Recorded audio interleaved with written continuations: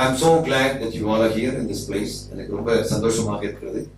இப்பத்திலிருந்து நான் சொல்ல போற மிக முக்கியமான காரியங்கள் எல்லாவற்றையும் நீங்க ஒரு எழுத்து விடாம கூர்மையாக கவனிக்க வேண்டும்.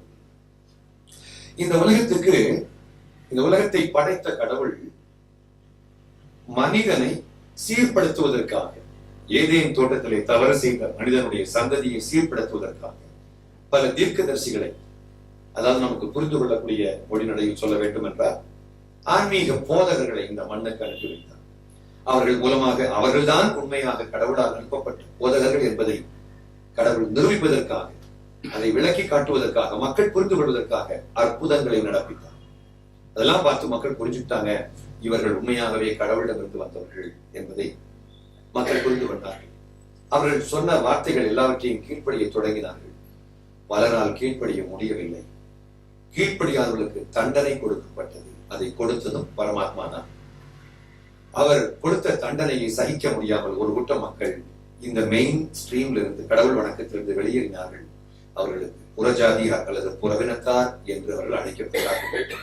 அதுல ஒரு கூட்டம் மக்கள் தான் இந்தியாவிலே வந்து இயற்கை வணக்கத்தை எல்லாவற்றையும் செய்து கொண்டிருந்தார்கள். இப்பொழுது சிலைகளை வணங்கிக் கொண்டிருக்கிறார்கள்.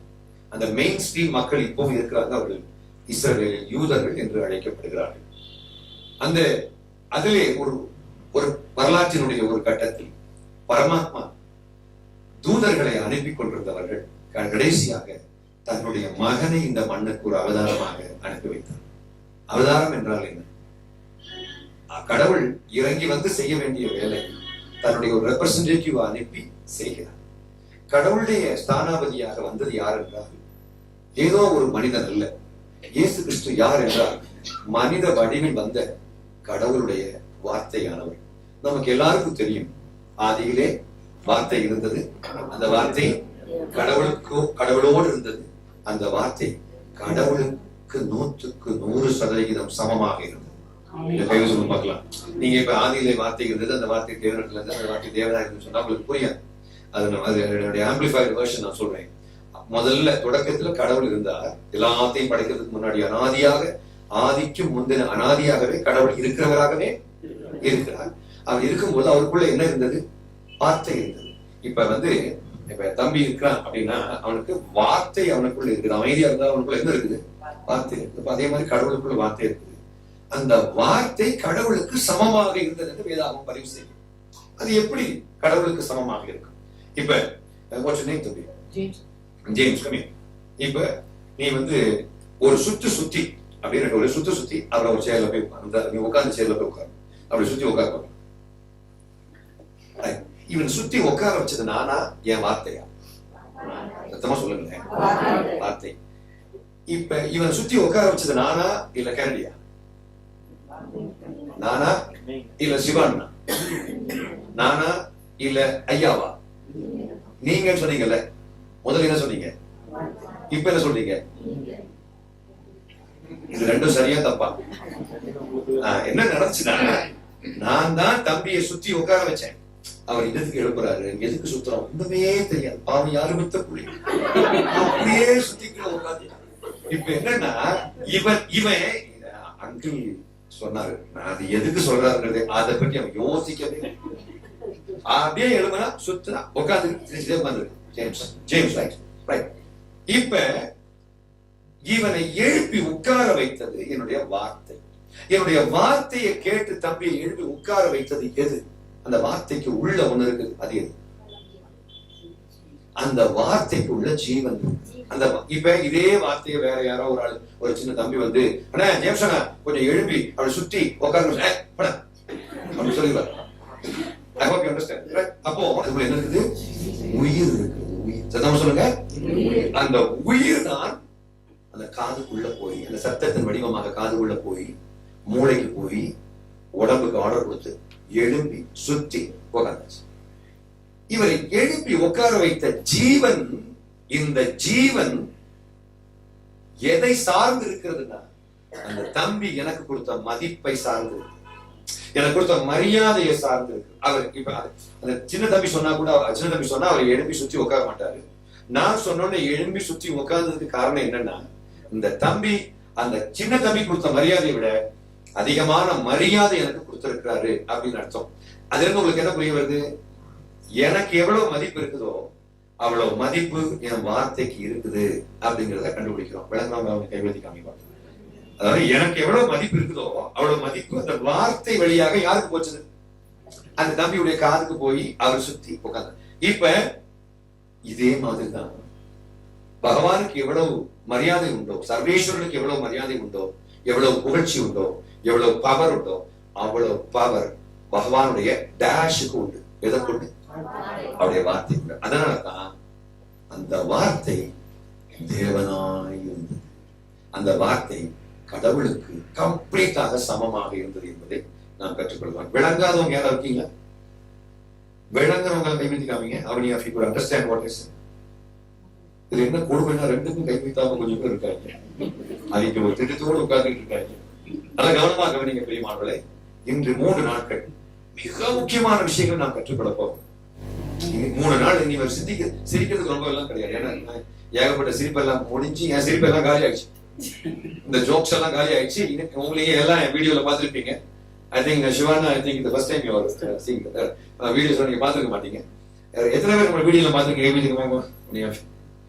ஒரு 50% மக்களாக என்னுடைய வீடியோஸ் நீங்க யூடியூப்ல பாத்துருப்பீங்க. சிரிப்போம் சிந்திப்போம் அப்படின்ற தலைப்புல அநேக வீடியோஸ் எல்லாம் பாத்துருப்பீங்க. இப்ப நான் வந்திருக்கிறது why do we follow God? கடவுளை நம்ம எதுக்கு ஃபாலோ பண்ணணும்? இந்த கடவுள் நம்பிக்கை இல்லாதவங்க என்ன பிச்சை எடுக்கிறாங்களா? அப்ப டோட்டலா gospel has been rejected by this world. இயேசு பெருமான் வந்தார், அநேக கொள்கைகளை பரப்பினார்.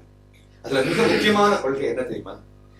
இந்த பழைய ஏற்கனவே வந்த தீர்க்கதரிசிகள், இறை போதகர்கள், இறை தூதர்கள் சொன்ன அந்த கொள்கைகள் எல்லாம் கொடுக்கப்பட்டதுடைய நோக்கம் என்ன அப்படின்னா, இந்த மண்ணில் அன்பை உருவாக்குவோம். எதுக்காக ஒரு சட்டத்தை கொடுக்குறாங்க அப்படின்னா, இப்ப இடது பக்கம் வண்டி ஓட்டணும், வலது பக்கம் வண்டி ஓட்டக்கூடாதுன்னா அதுக்கு உள்ள ஆழத்துல ஒரு விஷயம் மறைந்திருக்கிறது. அந்த பக்கத்துல இருந்து வர்றவங்களை யாரையும் நீ சேதப்படுத்தக்கூடாதுங்கிறதுக்காக சட்டத்தை கொடுத்து இடது பக்கம் வண்டி ஓட்டு.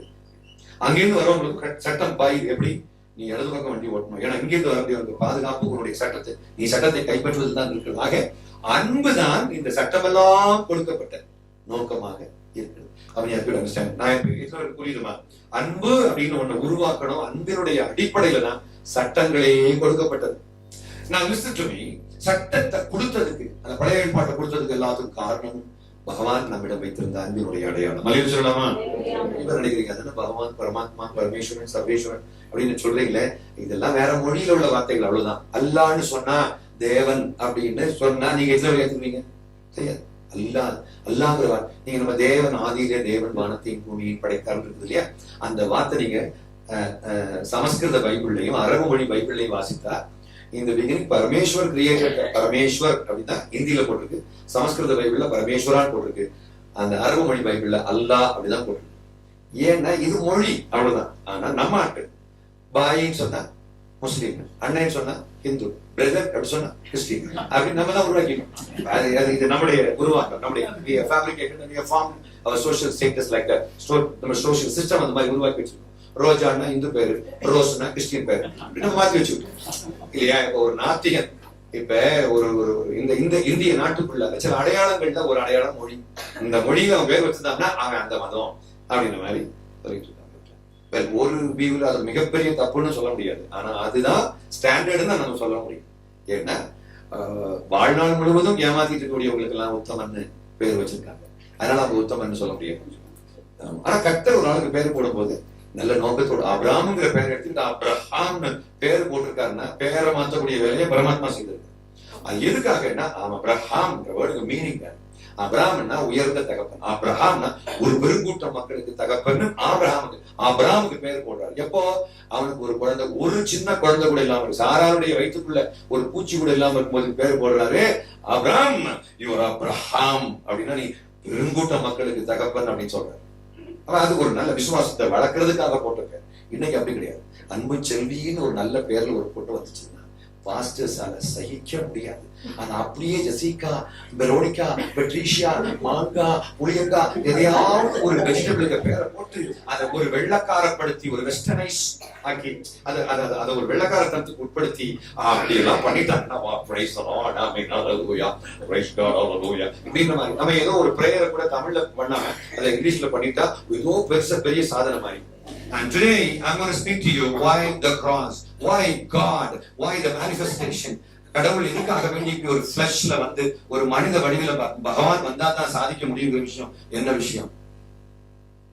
பகவத்கீதை சொல்கிறது 4:18 பரித்ராணாய சாதுனாம் விநாசாய ச துஷ்கிருதாம் தர்ம சம்ஸ்தாபனார்த்தாய சம்பவாமி யுகே யுகே. பரித்ராணாய சாதுனாம், சாதுக்களை பரிபாலனம் பண்ணுவதற்காக, விநாசாய ச துஷ்கிருதாம், துஷ்டர்களை அழிப்பதற்காக, தர்ம சம்ஸ்தாபனார்த்தாய சம்பவாமி யுகே யுகே, தர்மத்தை நிலைநாட்டுவதற்காக யுகா யுகமாக இறைவன் அவதரிப்பார் என்று பகவத்கீதை அழகாக சொல்லுது. அவங்க என்ன நினைக்கிறாங்க? நல்லவர்களை பரித்ராணாய சாதுனாம், சாதுக்களை பரிபாலனம் அவர்களை பாதுகாப்பதற்கும், விநாசாய துஷ்கிருதாம், துஷ்டர்களை அழிப்பதற்கும், தர்மத்தை நிலைநாட்ட யுகா யுகமாக கடவுள் மனித வடிவில் வருவார் அப்படின்னு எழுதப்பட்டிருக்கிறது. என்னுடைய கேள்வி என்னன்னா, நிச்சயமாக கெட்டவர்களை அழிப்பதற்காக பகவான் வரவேண்டிய தேவையில்லை, பக்கத்து வீட்டுக்காரங்களே அழிச்சிருவோம். அதுக்கு எல்லாம் ஒரு ரவுடியை அழிக்கிறதுக்கு ஒரு ரவுடியை அழிக்கிறதுக்கு இன்னொரு ரவுடியை போ. ஆனா ஒரு கெட்டவனை நல்லவனா மாற்றுறதுக்கு தான் சர்வேஸ்வரர் மனித வடிவில் வந்தான். விளக்கணம் கை வைத்தீங்க. இறைவன் மனித வடிவில் ஏன் வர வேண்டும்? இறைவன் மனித வடிவில் ஏன் வரணும்னா அததான் இன்னைக்கு நம்ம பார்க்க போறோம். கடவுள் மனித வடிவில் வந்தாதான் சாதிக்க முடியுங்கிற விஷயம் என்ன விஷயம்? குறிப்பாக நாம எதை தியானிக்க போகிறோம்? கடவுள் மனித வடிவில் வந்தார். கடவுளுடைய வார்த்தையான ஒரு மனித வடிவில் அவருடைய சொந்த ஃபுல் அதிகாரத்தோட ஃபுல் மகிமையோடு இந்த உலகத்துக்கு வந்தார். வந்து போதனைகளை எல்லாம் போதித்தார். அவர் சொன்ன போதனைகளுக்கும் பழைய ஏற்பாட்டுல அவங்க சொல்லப்பட்ட முந்தின தீர்க்கதரிசிகள் சொன்ன போதனைகளுக்கும் கொஞ்சம் வித்தியாசம் இருந்ததுனால இயேசு கிறிஸ்து கொலை செய்யப்பட்டார். இயேசு கிறிஸ்து கொலை செய்யப்பட்ட அந்த சம்பவத்தை பாவிகளுக்கு பாவ பரிகார பலியாக தேவன் மாற்றிக்கொண்டார். ஒரிஜினலா அன்புனா என்னன்னு சொல்லிக் கொடுக்க வந்த பரமாத்மாவினுடைய டைரக்ட் நேரடியான அவருடைய ஒப்புதலின் பேர் வந்த முழு பூரண சித்தப்படி வந்த அவதார புருஷன் ஆண்டவராகிய இயேசு கிறிஸ்து. அதனாலதான் யாரை ஏற்றுக்கொள்கிறார்? பிராமணர்கள்லாம் மட்டும்தான் உள்ள போக முடியும், மற்றவர்கள்லாம் வெளியே நிக்கணும் அப்படின்னு அங்க ஒரு அலிகேஷன் வருது, அங்க ஒரு டிஸ்கிரிமினேஷன் வருதுனாலே எனக்கு மிகப்பெரிய டவுட் வருது. இது ஒரிஜினலா இல்ல வேற இது மனுஷனால் உருவாக்கப்பட்ட ஆன்மீகமாங்கிறது எனக்கு டவுட் வருது. உண்மையான கடவுள்னா யார் வேணாலும் அவர்கிட்ட வரலாம். எத்தனை பேர் ஆமென் சொல்றீங்க? சத்தமா சொல்லுங்களேன். நான் சொல்றதுலாம் மிக முக்கியமான விஷயங்களப்பா, நல்ல கவனமா கேளுங்க. கடவுள் மனித வடிவில் வந்து வந்தாரு. அவருடைய வார்த்தையானவரை அனுப்பி மனுஷன் ஒரு குழந்தையாக ஒரு தாயின் வயிற்றில் உருவாகிறாரு. இப்ப அவருடைய கொள்கைகள் எல்லாம் பார்த்தா அன்பு சார்ந்த கொள்கைகளாக இருக்கிறது. சட்டத்தை பேசியவர்கள் எல்லாம் ஒரு மாதிரி ஆண்டவருக்கு மேல கோவப்படுறாங்க. ஒரு பெண்ணை இச்சையோடு பார்ப்பது அவளோட விபச்சாரம் செய்து ஆயிட்டுன்னு ஆண்டவர் சொல்றாரு. அவன் என்ன சொல்றான்? இல்ல ஒரு பொம்பளை தப்பு பண்ணாதான் தப்பு அப்படின்னு சொல்றாங்க. டக்குன்னு இயேசுநாதர் சொல்றாரு, ஒரு விபச்சாரம் செய்தவர்களை கல்லால் எடுத்து கொல்ல வேண்டும்னு பழைய ஏற்பாடு சொல்லப்பட்டிருக்கிறது. இயேசுநாதர் சொல்றாரு, உங்களுள் பாவம் செய்யாதவன் அவள் மீது முதலாவது கல் எடுத்து எறின்னு சொல்லிட்டு பாரியில காப்பாத்தி விடுறாரு. அப்ப இவர் நிஜமாகவே இந்த சட்டத்தை கொடுத்த அந்த சட்டநாதனிடமிருந்து தான் வருகிறாரா, இல்ல சைட் ட்ராக்ல எங்க இருந்தா தொலைஞ்ச ஒரு சாதாரண வேற ஒரு ஃப்ராடுலண்ட் பர்சனா அப்படிங்கிற டவுட் வருது. இப்ப கிரைஸ்ட் இப்படி எல்லாம் தப்பு செஞ்சவங்களை எல்லாம் காப்பாத்தி விடுறாரு. அப்ப இவர் நிஜமாகவே கடவுளிடமிருந்து வந்தவரா இல்ல ஒரு ஃப்ராடுலண்ட் பர்சனாலிட்டியாங்கிற டவுட் வருது. நான் பேசிட்டு கேட்கணும் விளக்குது. If you understand, listen to me, we need to understand exactly why do we need a concept called God. Godங்கிற கான்செப்ட் எதுக்கு தேவை? கடவுள் நம்பிக்கை இல்லாதவன்ட்ட இல்லாதது கடவுள் நம்பிக்கை உள்ள நமக்கு தான் இருக்குது. என்ன இருக்குது? கடவுள் தன்னுடைய வார்த்தையானவராய் இந்த உலகத்துக்கு அனுப்பி மனித வடிவில் அனுப்பி ஒரு கோர மரணம் அடைய வேண்டும் என்று திட்டமிட்டு தீர்மானித்து அதுக்கென்று தன்னுடைய மகனை விட்டு கொடுத்தார். அந்த மரணம் எதற்காக கர்த்தர் அனுமதித்தார் என்றால், அந்த மரணம் தன்னால் படைக்கப்பட்ட மக்கள் எல்லாரும் செய்த தப்புக்கு தண்டனையாக அவருடைய மரணம் கருதப்பட்டது. கடவுளால் கருதப்பட்டது, கடவுளால் ஏற்றுக்கொள்ளப்பட்டது. விளக்கங்களை தெய்வத்துக்கு அவருக்கு பாவிகள் கொடுத்த மரணத்தை தேவன் எதாக மாற்றினார்? தேவனுடைய பிள்ளைகள் செய்த பாவத்துக்குரிய தண்டனையாக இயேசுவுக்கு இந்த சட்டக்காரங்க எல்லாம் சேர்ந்து கொடுத்த இந்த தண்டனை அந்த அந்த மரணத்தை நமக்கு, நம்முடைய பாவங்களுக்கு, நம்ம செய்த பாவங்களுக்கு தக்க தண்டனையை நமக்கு கொடுக்காமல் தேவன் இயேசுக்கு கொடுத்தார் என்று சொல்லத்தக்க ஒரு நிகழ்வாக இயேசுடைய மரணத்தை தேவன் மாற்றினார். நம்மளை கைவதிக்காம இது மிக மிக முக்கியமானது. கடவுள் தன்னுடைய மகனை இந்த மண்ணுக்கு அனுப்பி அவர் அவர் ரொம்ப கண்டிப்பா கொடுமைப்படுத்த மனசு எவ்வளவு டிஸ்டர்ப் ஆயிருக்கும் தெரியுமா? என் மகனை, என் இளைய பிள்ளைகளுக்காக என் மூத்த பிள்ளையை கொலை பண்ண போறேன், அவங்க அடைய வேண்டிய தண்டனை என் மூத்த பிள்ளைக்கு நான் கொடுக்க போறேன்னு சொல்லும்போது சட்டப்படி அதான் கரெக்ட். எனக்காக கடவுள் ஏன் சாகணும்? படைச்சவர் அதனால சாகணும். எங்க அப்பா தானே பேமெண்ட் கட்டி ஆகணும். நான் ஒரு சின்ன பிள்ளை, நான் இப்போ ஒரு 8 வயசுல ஒரு பிள்ளையா இருக்கும் பொழுது ஒரு ஷாப்பிங் காம்ப்ளெக்ஸ் போகும்போது எங்க அப்பாவுடைய கையிலிருந்து நான் விடுபட்டு ஒரு இரும்பு போல எடுத்து நான் ஒரு கிளாஸ் டோர்ல உடைச்சு போட்டு எரிஞ்ச உடனே அது உடைச்சு கீழே விழுது. அந்த கிளாஸ் டோர் கீழே விழுந்த உடனே அந்த அந்த ஓனருடைய அந்த கடையினுடைய ஓனர் என்ன பிடிக்கிறாரு. அப்ப எங்க அப்பா சொல்றாரு, ஏன் என் பையனை பிடிக்கிறீங்கன்னு கேட்டதுக்கு எங்க டோரை அவன் தான் உடைச்சு என்ன கேட்பாரு. ஆமாப்பா நான் தான் உடைச்சேன்னு சொன்னேன். அப்பா உடனே செக் எழுதி கொடுக்குறாரு 25,000 rupees கொடுத்துக்கிட்டு வீட்டுக்கு கூட்டிட்டு போயிட்டு பிசியோதெரபி ஆரம்பிக்கிறார். அவ அந்த இடத்துல என்ன விட்டு கொடுக்க மாட்டார். அதே மாதிரிதான் கடவுள் நமக்காக, அவர்தானே அப்பா, நமக்காக ஜீவனை சிலுவையில் கொடுத்தார். அப்புறம் பிசியோதெரபி வீட்டை கொண்டு போய் ஒழுக்கமானவங்களை வச்சிருக்காரு. பாத்தீங்களா? வெளியில் உள்ளவங்களை பற்றி அப்பாவுக்கு கவலையும் கிடையாது, என்ன பற்றிதான் எங்க அப்பாவுக்கு. சின்ன சின்ன எக்ஸாம்பிள் மூலமா நான் சொல்லலாம், ரொம்ப கவனமா கவனித்துக் கொள்ள வேண்டும். அதான் விலங்கு மச்சுதான். அப்ப இயேசு கிறிஸ்து எதுக்காக இப்படிப்பட்ட மரணத்தை அடைய வேண்டும்? நம்ம இயேசு கிறிஸ்து ஒரு வார்த்தை சொன்னாரு, நீங்கள் புறப்பட்டு போய் படைப்புக்கெல்லாம் நற்செய்தியை பறைசாற்றுங்கள், அவர்களுக்கு ஞானஸ்நானம் கொடுத்து திருமுழுக்கு கொடுத்து அவருடைய நம்பிக்கையின் அடையாளத்தினுடைய வெளிப்பாடாக திருமுழுக்கு கொடுத்து நான் உங்களுக்கு நீங்கள் கடைபிடிக்க வேண்டும் என்று கட்டளையிட்ட கற்பனைகள் எல்லாவற்றையுமே அந்த கொள்கைகளை எல்லாம் அவர்களுக்கு பரப்புங்கள், கற்றுக் கொடுங்கள் என்று சொல்லி இந்த உலகத்திலிருந்து விண்ணுலகுக்கு ஆண்டவர் சென்றார். அவர் சொன்ன வார்த்தைப்படி எங்கு பார்த்தாலும் கிறிஸ்தவர்கள் சந்து வந்தெல்லாம் நுழைந்து வசனத்தை பிரசங்கம் பண்ண ஆரம்பித்தார்கள். இன்றும் ஒரு சிலர் இங்கொன்றும் அங்கொன்றுமாக பண்ணி கொண்டிருக்கிறார்கள். ஆனா அநேக ஊழியங்கள் தடைப்பட்டு போனதுக்கு காரணம் அவர்கள் நம்மை ஏற்றுக்கொள்ளவில்லை. ஏன் ஏற்றுக்கொள்ளவில்லை அப்படின்னா, ஒரு ஆள் ஒரு பொருளை ஏற்றுக்கொள்ள வேண்டுமானால், இப்ப நான் ஒரு பொருள் விற்க பண்ணுவேன். இப்ப அங்கிள் வீட்டுல நான் ஒரு ஃபேன் ப்ரொடியூஸ் பண்ணக்கூடிய அல்லது மார்க்கெட்டிங் பண்ணக்கூடிய ஒரு ஃபேனுடைய மார்க்கெட்டிங் ஏஜென்டாக உங்க வீட்டுக்கு வரேன்னு வச்சுக்கோங்களேன். அந்த ஃபேன் ஆக்சுவலா நல்ல ஒரு ஃபேன். என்னுடைய ட்ரெஸ்ஸும் சரி கிடையாது, என்னுடைய சுபாவமும் சரி கிடையாது. அங்கிள் வீட்டுக்கு வந்துட்டு hello hello uncle good morning சொல்லுவாங்க. பெருசா நல்லா இருக்கு பெருசா. அப்ப அந்த ஃபேன் நல்ல ஃபேனா இருந்தா கூட என்னுடைய கலாச்சாரத்தின் நிமித்தமாக அந்த ஃபேன் டிரான்சாக்ஷன் ஹஸ் பீன், அந்த ஃபேனை வாங்கக்கூடிய அந்த சேல்ஸ், அந்த பிசினஸ் ஹஸ் பீன் கேன்சல். அப்ப அந்த பிசினஸ் அந்த டீல் கேன்சல் ஆனதுக்கு காரணம் என்னுடைய கலாச்சாரம். அதே மாதிரிதான் கிறிஸ்டியன்ஸ் ஏன் இங்குள்ள மக்களால் புறக்கணிக்கப்படுறாங்கன்னா, சிவகுமார்ங்கிற பேர்ல ஒரு ஆள் உள்ள வந்தார். ஒண்ணு வேணா சதாசிவம். சதாசிவம் எங்க இருக்கீங்க? வெளியே உட்காந்து. அவருக்கு பேர் சதாசிவம். அந்த வார்த்தைக்கு அர்த்தம் சொல்லுங்க அங்களுக்கு தெரியுமா? உங்களுக்கு தெரியாது. ஏன்? சதாசிவத்துக்கே தெரியாது.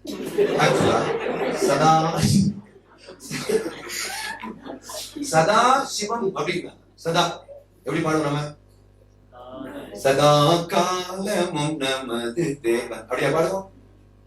சாதா காலமும் நமது தேவன் அப்படிதானே பாடுவோம். எப்படி பாடுவோம்? சாதா காலமும் அப்படி பாடுவோமா? சதா அப்படி பாடுவோமா? தெரியாதுல்ல. யாரு என்ன பாடு பாடினா பாடினா இந்த விஷயத்தை சொல்றது வரல. மிக முக்கியமான விஷயம் என்னன்னா, அதை நான் சொல்லி முடிச்சிடறேன். டைம் கிடைக்காது நினைக்கிறேன். எனவே will continue tomorrow also. இப்படிப்பட்ட ஒரு கொடிய கோர வலி மிகுந்த ஒரு மரணத்தை, ஒரு அசிங்கமான கேவலமான ஒரு ஒரு கண்ணியம் இல்லாத முறையில ஒரு மரணத்தை, ஒரு அவமானம் மிகுந்த ஒரு மரணத்தை, மன உளைச்சல் மிகுந்த ஒரு மரணத்தை ஒரு குற்றம் கூட செய்யாத நிர்மலமான பவித்திர பரமாத்மாவுக்கு இறைவன் கொடுத்தால்தான் சாதிக்க முடியும் என்ற விஷயம் என்ன விஷயம் அப்படின்னா, உடனே நாம என்ன சொல்லுவோம்? இயேசு எதற்காக வந்தாராங்க? பாவிகளை ரட்சிக்க.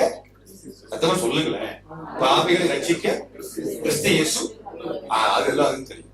முஸ்லிம்கள் சொல்றாங்க, சார் எனக்கு மனைவி இல்ல, அல்லாஹ் எனக்கு ஒரு மனைவியை கொடுன்னு சொன்னா அவர் பிரேயர் பண்ணா எனக்கு கிடைக்க போகுது. நான் இயேசுவை கிறிஸ்துவா நம்பல, இயேசுவை என் ரட்சகரா ஏற்றுக்கொள்ளல, இயேசு கிறிஸ்து வழியா நான் போகல, அல்லாஹ் கிட்ட நேரடியா கேட்கிறேன், எனக்கு கிடைக்குது. எதுக்கு நான் இயேசு மூலமா போனோம்? எனக்கு ஒரு வீடு கொடுங்க, எனக்கு ஒரு பைக் கொடுங்க, கப்பல் மாதிரி ஒரு கார் கொடுங்க, பிசினஸ் சரி பண்ணுங்க, என்னத்த துவா பண்ணாலும் அல்லாஹ் எனக்கு வாய்க்க பண்ணுகிறார். அதனாலதான் பாத்தீங்கன்னா இந்த அவங்க ரொம்ப ஃபெர்வெண்டா இருக்கிறாங்க. அவங்க எல்லாம் அவங்க கும்பிடக்கூடிய கடவுளை கைவிட்டுச்சுது அப்படின்னு சொல்ல முடியாத அளவுக்கு அவங்க ரொம்ப செழிப்பா இருக்கிறாங்க. ஆனா இயேசு இந்த உலகத்துக்கு வந்ததுக்கு காரணம் நம்மளை எல்லாம் செழிப்பா உட்கார வைக்கிறதுக்காக அல்ல, நம்முடைய சர்ச்சை செழிப்பு பெருசா கட்டுறதுக்காக வேண்டி கூட கிடையாது. இயேசு வந்த நோக்கம் வேற நோக்கம். இப்ப இயேசு கிறிஸ்து பாவிகளை ரட்சிக்க வந்திருப்பாரானால் பழைய உடன்படிக்கை நாட்களில் உள்ளவர்களுக்கு பாவ மன்னிப்பு உண்டா? சரி, பாவ மன்னிப்பை பற்றி பேசுறதுக்கு முன்னாடி இஸ்ரவேல் மக்கள் எப்படி வாழ வேண்டும், அந்த கடவுளுடைய கொள்கைப்படியே வாழ்வதற்கு தங்களை ஒப்புக் கொடுத்த மக்கள் எப்படி வாழ வேண்டும், எப்படி வாழக்கூடாது என்று கற்றுக் கொடுப்பதற்காக இறைவன் அவர்களுக்கு கொடுத்த சட்ட புத்தகத்துக்கு நியாயப்பிரமாணம் என்று பெயர். நான் கடைசியா சொன்னேன் நியாயப்பிரமாணம் என்று பெயர். எந்த புத்தகம்? நியாயப்பிரமாணம். என்ன சட்ட புத்தகம்? இஸ்ரவேல் மக்கள், அதாவது உங்களை நாங்க எல்லாம் உமக்கு அடிபணிந்து உண்மை பின்பற்றுவோம் என்று சப்மிட் பண்ணியவர்கள், வெளியே போனவங்க எல்லாம் கிடையாது, சப்மிட் பண்ணியவர்களை மட்டும்தான் கடவுளுடைய சப்மிஷனுக்கு அவருடைய கவர்னன்ஸ்க்கு உள்ள இருக்கிறாங்க. அப்ப அந்த மக்களுக்கு சொல்றாரு இந்த சட்டப்படி நீ வாழ வேண்டும் அப்படின்னு. அந்த சட்டப்படி ஒழுங்காக வாழ்ந்தால் அவர்களுக்கு பரலோகம் உண்டா, நித்திய ஜீவன் உண்டா இல்லையா? அங்க இல்ல அப்படின்னா ஏன்? அப்ப அது கடவுளுடைய தப்பா, மனுஷனுடைய தப்பா? சட்டப்படி ஒழுங்கா வாழ்ந்தாலும் எனக்கு பரலோகத்துக்கு போக முடியாது அப்படின்னா சட்டம் கொடுத்தவருடைய தப்பா இல்ல அதன்படி வாழ தொடங்கியவனுடைய தப்பான்னு கேட்டா கொடுத்தவருடைய தப்பு தான். இது எல்லாருக்குமே தெரியும். அப்ப பழைய ஏற்பாட்டு சட்டப்படி வாழ முடியுமா முடியாதா? இதெல்லாத்தையும் இப்ப பார்க்க போகிறோம். ஃபர்ஸ்ட் ஆஃப் ஆல், இந்த இயேசு கிறிஸ்து பாவிகளை ரட்சிக்க வந்தார் அப்படின்னா எஸ், அதே மாதிரி ஏகப்பட்ட வசனம் ஏற்கனவே கெனடி ஐயாவே உங்களுக்கு போதித்திருப்பார். பாவிகளை ரட்சிக்க கிறிஸ்து இயேசு உலகத்துக்கு வந்தார், அதே மாதிரி பெத்ராய் இயேசு கிறிஸ்துவின் ரத்தம் சகல பாவங்களை நீக்கி நம்மை சுத்திகரிக்கும், அது மாதிரி 100 வசனமாவது இருக்குது. இயேசு பாவத்திலிருந்து நம்மை மீட்கிறார் வசனம் ஏகப்பட்டது இருக்குது. மாசற்ற ஆட்டுக்குட்டியா இயேசு கிறிஸ்துவின் ரத்தம் எல்லாம் இருக்குது. ஆனா இப்ப என்னன்னா, பழைய உடன்படிக்கை நாட்களில் வாழ்ந்த மக்களுக்கு பாவம் அந்த சட்டப்படி வாழ்ந்தா இவங்க பரலோகத்துக்கு வர முடியுமா அப்படின்னா வாசிக்கலாம். லூக்கா 10ஆம் அதிகாரத்துடைய 25 வாசிக்க கேட்போம். லூக்கா 10:25 வாசிக்க கேட்போம். அப்பொழுது நியாய சாஸ்திரி ஒருவன் எழுந்திருந்து அவரை சோதிக்கும்படி, போதகரே, நித்திய ஜீவனை சுதந்தரித்துக் கொள்ளும்படிக்கு நான் என்ன செய்ய வேண்டும் என்று கேட்டான். அவன் கேட்ட கேள்வி ரொம்ப சிம்பிள்ங்க. நான் முடிவில்லா வாழ்வுக்குள் நுழைய வேண்டுமானால் என் ஆன்மா அழிந்து விடாதபடிக்கு, என் ஆன்மா அழிவுக்கு விட்டுக் கொடுக்கப்படாதபடிக்கு, நான் இனி எல்லையில்லா அந்த பேரானந்தத்துக்குள், நித்திய ஆனந்தத்துக்குள் நுழைய வேண்டுமானால் நான் என்ன செய்ய வேண்டும் என்று கேட்கிறார். பரமாத்மா என்ன பதில் சொல்றார் பாருங்க. அதற்கு அவர், நியாய பிரமாணத்தில் என்ன எழுதி இருக்கிறது? அவர் பதில் சொல்றாரா? இன்னொரு கேள்வி கேட்கிறாரா? இன்னொரு கேள்வியை கேட்கிறார். நீ வாசித்திருக்கிறது என்ன என்றார். உங்களுக்கு இதுல என்ன கேள்வி என்ன புரியணும்? நித்திய ஜீவனுக்குள் பிரவேசிக்கக்கூடிய வழி எங்கே இருக்குன்னு அர்த்தம். இயேசு என்ன கேள்வி கேட்கிறாரு? நியாயப்பிரமாணத்தில் என்ன கேள்வி கேட்டா? நித்திய ஜீவனுக்குள் பிரவேசிக்க வேண்டுமானால் என்ன செய்யும்? உடனே இயேசு என்ன சொல்லிருக்கணும்? நானே வழியும் சத்தியமும் அப்படிதான் சொல்லிருக்கணும். என்ன சொல்றாரு? நியாயப்பிரமாணம் உங்ககிட்ட இருக்குல்ல புக்கு, பழைய ஏற்பாடு புக்கு, அது என்ன சொல்லுதுன்னு கேட்கிறாரு. அப்போ நித்திய ஜீவன் எங்கேயே இருக்குன்னு அர்த்தம். புரியல உங்களுக்கு? புரியல? நித்திய ஜீவன் எங்கேயே இருக்குது? பழைய ஏற்பாட்டுல இருக்குன்னு அர்த்தம். ஏன்னா ஜீவனை கொடுக்காத ஒரு பிரமாணம் பழைய ஏற்பாடாக இருந்திருக்குமானால் யாருடைய தப்பு? அந்த அந்த பிரமாணத்தின்படி வாழ்ந்தவருடைய தப்பா, கொடுத்தவருடைய தப்பா? சொல்லுங்க பிரதர். கொடுத்தவருடைய தப்பு. ஆனா கடவுள் தப்பு பண்ணுவாரா? பகவான் இறைவன் தப்பு பண்ணுவாரா? தப்பு பண்ண மாட்டார். சர்வேஸ்வரன் தப்பு பண்ண மாட்டார். அவர் சர்வ ஞானி. சத்தமா சொல்லுங்க. அல்லேலூயா, அல்லேலூயா, அல்லேலூயா. அப்போ அவர் தப்பு பண்ண மாட்டார். அவர் கண்டிப்பா கடவுள் தப்பு பண்ண மாட்டார். நன்றாக ஒரு விஷயத்தை நீங்கள் நுட்பமாக புரிந்து கொள்ள வேண்டும். இப்போ அவர் கொடுத்த சட்டம் படி உருப்படியா வாழ்ந்தா இவன் பரலோகத்துக்கு வர முடியுமா முடியாதா அப்படிங்கறத நம்ம நுட்பமா இப்ப அடுத்த வருஷம் சொல்லுவார். வாசிங்க. அவன் பிரதியுத்தரமாக, உன் தேவனாகிய கர்த்தரிடத்தில் உன் முழு இருதயத்தோடும் உன் முழு ஆத்துமாவோடும் உன் முழு பலத்தோடும் உன் முழு சிந்தையோடும் அன்பு கூர்ந்து உன்னிடத்தில் அன்பு கூறுவது போல பிறனிடத்திலும் அன்பு கூறுவாயாக என்று எழுதியிருக்கிறது என்றான். அப்போ இயேசு பாவிகளை ரட்சிக்க வந்தார்ன்றதுக்கு ஏகப்பட்ட வசனங்கள் இருக்கு. ஆக்சுவலா கர்த்தராகிய இயேசுவை விசுவாசி, அப்பொழுது நீ உன் வீட்டார் ரட்சிக்க, ஏகப்பட்ட வசனம் பைபிள் இருக்கு. ஆனா இயேசு இடத்துக்கு வரணும், கொடுக்கப்பட்ட சட்டப்படி ஒழுங்கா வாழ்ந்தாலே நீங்க பரலோகத்துக்கு வந்துடலாமே அப்படின்னா, தேவனுடைய நோக்கம் எல்லாரையும் கொண்டு பரலோகத்துக்கு வருவது மட்டுமல்ல, அவர் வேறொரு நோக்கத்தோடு இப்படிப்பட்ட மரணத்தை அவர் அடைய செய்தார். ஆண்டவர் நினைச்சா பவுல அதாவது யாராலையும் மாத்த முடியாத ஒரு பவுல ஆண்டவர் மாத்துறதுக்கு பவுலுக்கு என்ன ஆண்டவர் என்ன செய்தார்? பவுலுக்கு என்ன செய்தார்? கண்ணை கூட அந்த அந்த அந்த குதிரையில இருந்து கீழே தள்ளி போட்டு கண்ணை குருடாக்கி அவர் கையிலாக கொடுத்து யார்கிட்ட கொண்டு விடுறாங்க? அனனியா, அப்படிதானே? அனனாயஸ் அப்படின்ற ஆள்கிட்ட கொண்டு விடுறாங்க. அவர் ஜெபம் பண்றாரு, அந்த கண்ணு திறக்குது. இப்படி எல்லா அல்கொய்தால உள்ள எல்லாரையும் ஒரு செகண்ட்ல மாத்த முடியுமா? முடியாதா? Why God doesn't do that? ஏன்னா கர்த்தருடைய நோக்கம் நம்முடைய நோக்கம் கிடையாது. நம்முடைய நோக்கம் எப்படியாவது ஒரு ஆளை மதமாற்றம் பண்ணணும். அது யாரு? உங்களுக்கு இல்ல, உங்களை பற்றி பேசலாம். நீங்க உங்களுக்கு என்ன நோக்கம்? ஒரு நோக்கமும் கிடையாது. வருவாய் திருட மதுவை மத்திய பிரதேஷ் அதோட முடிஞ்சு போச்சு. சில கிறிஸ்தவம் 90% கிறிஸ்டியன்ஸுடைய வாழ்க்கை அதோட முடிஞ்சு போச்சு. கொஞ்சம் பேர் துடிச்சுக்கிட்டு கிடக்குறாங்க, 4 பேர் உள்ள கொண்டு வரணுமே, 4 பேர் உள்ள கொண்டு வரணுமே அப்படின்னு கொஞ்சம் பேர் துடிக்கிறாங்க. அந்த கேட்டகரியில் நீங்க எத்தனை பேருக்கு தெரியல. ஆனா நம்ம போகும்போது கூட நம்முடைய நோக்கம் என்ன? எப்படியாக இந்த ராமசாமியை மாத்தணும், தண்ணியில முக்கி போட்டு இதுவரை போட்டாங்கன்னா அப்பா என்ன பெரிய திருப்தி. But that is not the purpose for which Christ was crucified. அவர் செத்து, அடிபட்டு செத்து, பிதாவே ஏன் என்னை கைவிட்டீர் என்று ஒரு ஃபெயிலியரான ஒரு ரிப்போர்ட் மாதிரி ஒரு வார்த்தை அவர் வாயால சொல்ல வைக்கிறார். இதான் சொல்ல வைக்கிறார். உமக்கு விருப்பமானால் இந்த துன்ப பாத்திரம் என்னை விட்டு அகலட்டும்னு சொல்ல வைக்கிறார். அப்படின்னா அவர் விரும்பாத ஒரு மரணத்தை அடைய போனாரா? இவர் மரணம் அடைய அவர் விரும்பவில்லையான்னு கேட்டா இல்லையே. கொஞ்ச நேரத்துக்கு முன்னாடி சொன்னாரு, பாவிகளுக்காக மனுஷகுமாரன் சிலுவையில் அறையப்படுவார், 3ஆம் நாள் உயிரோடு எழுப்புவது அவர் சொல்லியிருக்கிறாரு. அப்ப இவர் சாவை பார்த்து பயப்பட்டாரு. அப்ப எதுக்காக இவர் பயப்பட்டாரு? இது எல்லாத்தையும் நம்ம இன்னைக்கு பார்க்க போகிறோம். ஒரு தம்பி சொல்றாங்கன்னே, உங்க கண்ணையே போட்டு தள்ளிட்டாங்க, உங்களை விடுவாங்களா? மண்ட பத்திரம்னே. அப்ப நான் யோசிச்சு பார்க்கிறேன், அப்ப எதுக்காக இவர் இப்படி சாக வேண்டும்? ஒரு இழிவான, அசிங்கமான, கேவலமான இப்படிப்பட்ட ஒரு மரணத்தை, ஒரு சுயமரியாதை இல்லாத ஒரு மரணம், கண்ணியமற்ற ஒரு மரணம், எதுக்காக ஒரு மரணத்தை தான் இவர் ஃபேஸ் பண்ண வேண்டும்? போதிச்சுக்கிட்டு அற்புதங்களை பண்ணி மதமாற்றம் பண்ணி விட்டுட்டு போயிட்டே இருக்கலாம்ல. ஏன் மதமாற்ற ஒரு ஆளை ஒரு மதத்திலிருந்து வேறொரு மதத்துக்கு கொண்டு வருவதற்கு அற்புதம் போதுமே. பழைய ஏற்பாட்டுல மக்கள் அற்புதங்களை பார்த்து மதம் மாறியிருக்காங்களா இல்லையா? ஆண்டி சொல்லுங்க ஆண்டி. பழைய ஏற்பாட்டுல அற்புதங்கள் மூலமாக விக்கிரகத்தை வணங்கிய ஒரு ராஜாவே யெகோவா தேவனை வணங்க ஆரம்பித்தார். அந்த ராஜாவுக்கு பேர் சொல்லுங்க யாராவது? There was a king in the old covenant. பழைய ஏற்பாட்டுல விக்கிரக 60 முழ உயரம் உள்ள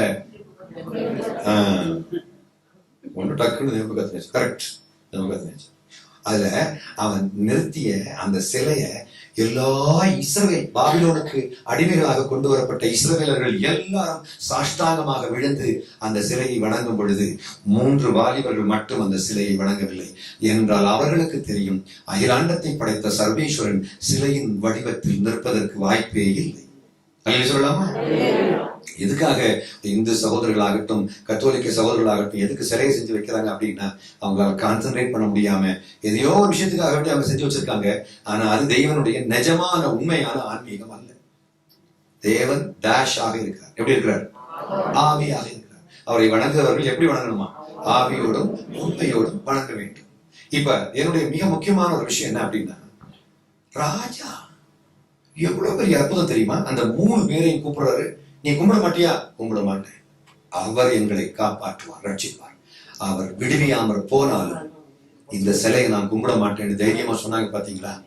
அந்த வார்த்தையை கேட்ட உடனே ராஜா இந்த சிலையை வணங்காதவர்களுக்கு என்று ஒரு தண்டனை ராஜா பிக்ஸ் பண்ணியிருந்தார். அது எது தண்டனமா? அக்னி குண்டத்துல தூக்கி போடுறது. இவர் 7 மடங்கு அதிகமாக சூடு பண்ணி இந்த ஷாத்ராக், மேஷாக், ஆபேத்நேகோ என்பவர்களை தூக்கி போட்டாங்க. இவர் என்ன நினைச்சாரு? முடிஞ்சு போச்சு, அவ்வளவுதான், புகைதான் வெளியே வரும்னு நினைச்சார். இல்ல, பரமாத்மாவின் அந்த குமாரன், அந்த பரமாத்மாவின் பாச குமார சுவாமி இயேசு கிறிஸ்துவே இறங்கி வந்து அந்த 3 பேரையும் காப்பாற்றுகின்றார். அவருடைய முடி கூட கருகவில்லை என்று வேதாகமம் பதிவு செய்கின்றது. இந்த அற்புத காட்சியை நேபுகத்நேசர் பார்த்துக்கிட்டு என்ன சொல்றார்? தானியேல் 3ஆம் அதிகாரத்தினுடைய 28, 29 வாசிங்க. போய் கசிக்கிற வாசிக்கல. அப்பொழுது நேபுகாத்நேச்சார் வசனித்து சாத்ராக், மேஷாக், ஆபேத்நேகோ என்பவர்களுடைய தேவனுக்கு அவர்கள் தங்களுடைய தேவனை தவிர வேறொரு தேவனையும் சேவித்து பணியாமல் அவரையே நம்பி ராஜாவின் கட்டளையை தள்ளி தங்கள் சரீரங்களை ஒப்புக் கொடுத்ததினால் அவர் தமது தூதனை அனுப்பி தம்முடைய தாசரை விடுவித்தார். ஆதலால் சாத்ராக், மேஷாக், ஆபேத்நேகோ என்ப தேவனுக்கு விரோதமாக தூஷண வார்த்தையை சொல்லுகிற எந்த ஜனத்தானும் எந்த ஜாதியானும் எந்த பாஷைக்காரனும் துண்டித்து போடப்படுவான், அவன் வீடு எருக்களமாக்கப்படும் என்று என்னாலே தீர்மானிக்கப்படுகிறது. இவ்விதமாய் ரட்சிக்கத்தக்க தேவன் வேறொருவர். அந்த சாப்டர் from the beginning வாசிங்களே. அந்த சாப்டர் from the beginning வாசிங்க. ராஜாவாகிய நேபுகாத்நேச்சார் 60 முழ உயரமும் 6 முழ அகலமுமான ஒரு பொற்சிலையை பண்ணுவித்து பாபிலோன் மாகாணத்தில் இருக்கிற தூரா என்னும் சமபூமியிலே நிறுத்தினான். பின்பு ராஜாவாகிய நேபுகாத்நேச்சார் தேசாதிபதிகளையும் அதிகாரிகளையும் தலைவரையும் நியாயாதிபதிகளையும் பொக்கிஷக்காரரையும் நீதி சாஸ்திரிகளையும் விசாரிப்புக்காரரையும் நாடுகளில் உள்ள உத்தியோகஸ்தர் யாவரையும் நேபுகாத்நேச்சார் ராஜா நிறுத்தின சிலையின் பிரதிஷ்டைக்கு வந்து சேரும்படி அழைத்தனுப்பினான். யாரு? அப்ப மக்கள் எல்லாம் எதை கும்பிடணும்னு சொன்னாரு? இப்ப எதை சொல்றாரு? 28 வாசி. எதை சொல்றாரு? சாத்ராக், மேஷாக், ஆபேத்நேகோ என்பவர்களுடைய தேவனுக்கு ஸ்தோத்திரம். இப்ப யாருக்கு ஸ்தோத்திரம்ன்றாரு? காரணம் என்ன? காரணம் என்ன? ஒரு நிமிஷம். காரணம் என்னவாக இருக்கும்? அவர் செய்த அற்புதம். ஆண்டவர் சாத்ராக், மேஷாக், ஆபேத்நேகோ என்பவருடைய சரீரத்தை பத்திரமா வெளியே கொண்டு வந்தாரு. ராஜாவே மாறிட்டான். எத்தனை கோடி ரூபாவுடைய சிலையை ஒரு செகண்ட்ல ரெனவுன்ஸ் பண்ணி வெளியே வந்துட்டான் பாருங்க. எத்தனை கோடி ரூபாய் சிலை திட்டப்பட்டான். காரணம் என்ன? அற்புதத்துக்கு அவ்வளவு வலிமை உண்டு. ஆண்டவர் இந்த நாட்களிலே அப்படிப்பட்ட அற்புதத்தை செய்து மக்களை மாற்ற முடியுமா? முடியாது. நமக்கெல்லாம் ஆண்டவர் அற்புதம் செஞ்சாரா இல்லையா? அப்படிதான் நம்ம மாறி இருக்கிறோம். ஆண்டவர் எனக்கு அற்புதம் செஞ்சாரு சொல்லுவாங்க. கைவேதி காமி பார்க்கலாம். Many of you believe that God has done miracles in my life. Praise the Lord. அப்படி கடவுள் வெளியில உங்களுக்கு அற்புதம் செஞ்சு எல்லாத்தையும் கிறிஸ்டியனா மாத்த முடியுமா? முடியாதா? அப்புறம் ஏன் ஆண்டவர் மாத்தல? எதற்காக இயேசு கிறிஸ்துடைய மரணம் இந்த உலகத்துக்கு தேவை அப்படின்னா மதமாற்றத்திற்கு இல்லை. ஏன்னா மதமாற்றத்திற்கு அற்புதங்களே போதும், அதற்கு பழைய உடன்படிக்கையே போதும். உங்களுக்கு ஒரு விஷயம் தெரியுமா? ஒரு பொம்புள்ள விபச்சாரம் செய்து கொண்டிருந்த ஒரு பொம்புள்ள கானானிய பட்டணத்துக்குள்ள, கானான் தேசத்துக்குள்ள உள்ள எரிகோ பட்டணத்தில் ஒரு பெண்மணி வாழ்ந்து வந்தாள். அந்த பெண்மணிக்கு பேர் யாரோ சொல்லுங்க? ராகாப். அந்த பெண்மணி கடவுள் இஸ்ரவேல் மக்கள் மூலமாக செய்த அற்புதத்தை பற்றி கேள்விப்பட்டு she became a believer of Jehovah. வாசிங்க யோசுவா 2ஆம் அதிகாரத்துடைய 9, 10. கர்த்தர் உங்களுக்கு தேசத்தை ஒப்பு கொடுத்தார் என்றும் உங்களை பற்றி எங்களுக்கு திகில் பிடித்திருக்கிறது என்றும் உங்களை குறித்து தேசத்து குடிகள் எல்லாரும் சோர்ந்து போனார்கள் என்றும் அறிவேன். நீங்கள் எகிப்திலிருந்து புறப்பட்ட போது கர்த்தர் உங்களுக்கு முன்பாக சிவந்த சமுத்திரத்தின் தண்ணீரை வற்றி போக பண்ணினதையும் நீங்கள் யோர்தானுக்கு அப்புறத்தில் சங்காரம் பண்ணின எமோரியரின் 2 ராஜாக்களாகிய சீகோனுக்கும் ஓகுக்கும் செய்ததையும் கேள்விப்பட்டோம். கேள்விப்பட்ட போது எங்கள் இருதயம் கரைந்து போயிற்று. உங்களாலே எல்லாருடைய தைரியமும் அற்று போயிற்று. உங்கள் தேவனாகிய கர்த்தரே உயர வானத்திலும் கீழே பூமியிலும் தேவனானவர். என்ன சொல்றாங்க? யாருடைய தேவனானவர் அப்படின்னு அந்த அம்மா அது வரைக்கும் அந்த அம்மா யாரை கும்பிட்டு இருக்காங்கன்னு அர்த்தம். உன் கடவுள் தான்ப்பா கடவுள்னு நான் சொல்றேன். அப்ப நான் யாரை கும்பிடுறேன்னு அர்த்தம்? நீங்க கும்பிடுற கடவுளை நான் இன்னும் கும்பிடலன்னு அர்த்தம். அந்த அம்மா சொல்றாங்க, உங்கள் தேவனாகிய கர்த்தரே மேல வானத்திலையும் கீழே பூமியிலையும் ஒரிஜினல் கடவுள்னு அந்த அம்மா சொல்றாங்க. அப்படின்னா அந்த அம்மா அதுக்கு பிறகு யாரை கும்பிட ஆரம்பிச்சிருவாங்க? தேவனை. நம்ம இந்த இஸ்ரவேல் மக்கள் யாரை கடவுளாக வணங்கிய யெகோவா தேவனையே இந்த அம்மாவும் தேவனாக வணங்க ஆரம்பித்தார்கள். அதனாலதான் அந்த அம்மாவுடைய புருஷன் யார் தெரியுமா? இந்த அம்மா கல்யாணம் பண்ணும்போது யார் கல்யாணம் பண்ணாங்கன்னா யூதர் சல்மோனை திருமணம் செய்தார். வாசிக்கலாம். மத்தேயு 1ஆம் அதிகாரம் 5வது வசனம். சல்மோன் போவாசை ராகாபினிடத்தில் பெற்றான். சல்மோனுடைய மனைவி பெயர் என்னமா? Rahab. Very important thing is எதுக்காக இவர் சாக வேண்டும் தெரிஞ்சுக்க விரும்புறவங்களை கை வைத்து காமிப்பாங்க. உங்களுக்கு பழைய ஏற்பாட்டுல இவன் சட்டத்தின்படி ஒழுங்கா வாழ்ந்தா பரலோகம் உண்டா? உண்டு. சரி, சட்டத்தை மீறி இவன் பாவம் செஞ்சா பாவ மன்னிப்பு உண்டா? அந்த வசனத்தை வாசித்துக்கலாம். லேவியராகமம் 4ஆம் அதிகாரம் 20வது வசனம். லேவியராகமம் 4:20. இன்னொரு ஆளு லேவியராகமம் 16:30 வாசிங்க. ஒரு ஆளு ஏசாயா 1:18 எடுங்க. ஒரு ஆளு சங்கீதம் 103 முதல் 2 வசனத்தை வாசிக்கலாம். இந்த 4 ஸ்கிரிப்சரை வாசிக்க. பாவ நிவாரண பலியின் காளையை செய்த பிரகாரம் இந்த காளையையும் செய்து இவ்வண்ணமாய் ஆசாரியன் அவர்களுக்கு பாவ நிவர்த்தி செய்ய கடவன். அப்பொழுது அது அவர்களுக்கு மன்னிக்கப்படும். மன்னிப்பு பழைய ஏற்பாட்டுல மன்னிக்கப்படுமா படாதா? படுமா படாதா? மன்னிப்பு உண்டா இல்லையா பாப்பா? உண்டு. 16:30 வாசிங்க. கர்த்தருடைய சந்நிதியில் உங்களுக்கு பாவம் எல்லாம் நீங்கி சுத்திகரிக்கப்படும்படி அந்நாளில் உங்களை சுத்திகரிக்கும் பொருட்டு உங்களுக்காக பாவ நிவர்த்தி செய்யப்படும். சுத்திகரிப்பு, பாவ நிவர்த்தி இதெல்லாம் பழைய ஏற்பாட்டில் இருக்கிறது நம்ம பார்க்கிறோம். சரி, இப்ப ஐசாயா 1:18 வழக்காடுவோம் வாருங்கள் என்று கர்த்தர் சொல்லுகிறார். உங்கள் பாவங்கள் சீவேர் என்றிருந்தாலும் உறைந்த மழையைப் போல் வெண்மையாகும். அவைகள் இரத்தாம்பர சிவப்பாயிருந்தாலும் பஞ்சை போலாகும். அப்ப பழைய ஏற்பாட்டுல பாவ மன்னிப்பு உண்டா இல்லையா? பாவத்தை பஞ்சு மாதிரி மாற்றுவார். ஜெகப்பா இருந்தாலும் பஞ்சா மாற்றக்கூடிய வலிமை பழைய ஏற்பாட்டின் தேவனுக்கு உண்டா இல்லையா? உண்டா இல்லையா? 103ஆம் சங்கீதம் முதல் 2 வசனங்கள். என் ஆத்துமாவே கர்த்தரை ஸ்தோத்தரி, என் முழு உள்ளமே அவருடைய பரிசுத்த நாமத்தை ஸ்தோத்தரி. என் ஆத்துமாவே கர்த்தரை ஸ்தோத்தரி, அவர் செய்த சகல உபகாரங்களையும் மறவாதே. இது நம்ம எல்லாரும் அடிக்கடி சொல்லக்கூடிய விஷயம். அப்படிதானே? அடுத்த வசனம் வாசிங்க. அவர் உன் அக்கிரமங்களை எல்லாம் மன்னித்து உன் நோய்களை எல்லாம் குணமாக்கி. 2 விஷயம் நடக்குது. ஒண்ணு என்னது? அவர் உன் அக்கிரமங்களை எல்லாம். இது பழைய ஏற்பாடா இது பழைய உடன்படிக்கையா புதிய உடன்படிக்கையா?